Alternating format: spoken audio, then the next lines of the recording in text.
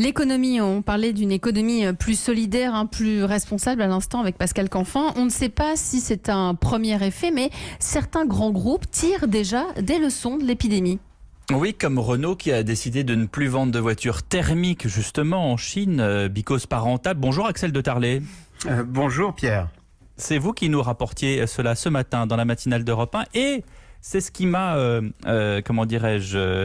piqué l'oreille. Vous avez terminé votre chronique en disant que finalement l'Europe, qu'on disait libérale, a changé de doctrine.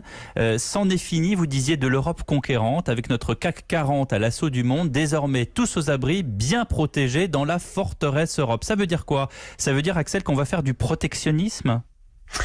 Mais effectivement, et ça m'a frappé quand j'ai vu hier que Renault renonçait à la Chine, enfin renonçait à vendre des voitures thermiques, des voitures normales.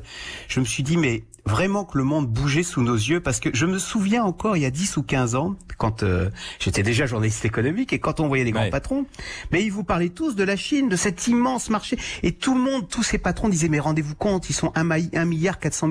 Si on a quoi, 2-3% de ce marché, mais on est les rois du pétrole. Et je m'aperçois aujourd'hui que tous ces grands patrons reviennent de la Chine très déçus. Vous savez, Carrefour a quitté la Chine en juin dernier.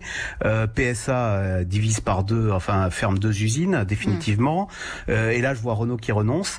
Et oui, ils reviennent tous en se disant finalement, ça n'était pas l'Eldorado qu'on imaginait parce que le marché chinois est fermé, assez protectionniste, etc. Et au contraire, vous avez raison, maintenant il y a même alors on dit pas protectionniste parce que ça a mauvaise presse. On parle de souverainisme maintenant. Ça veut dire quoi être souverain?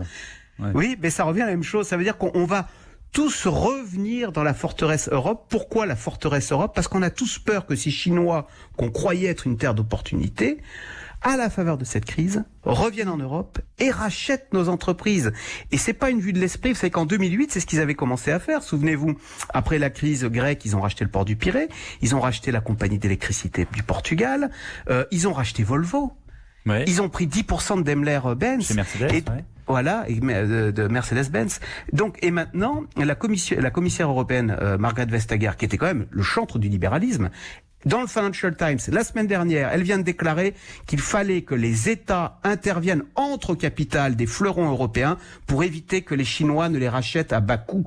Car rendez-vous compte que Renault, qui vient de quitter la Chine, Renault ne vaut plus en bourse après le Corona crack que 5 milliards d'euros. On est contre Renault il y a un an, il y a un an ou deux, avec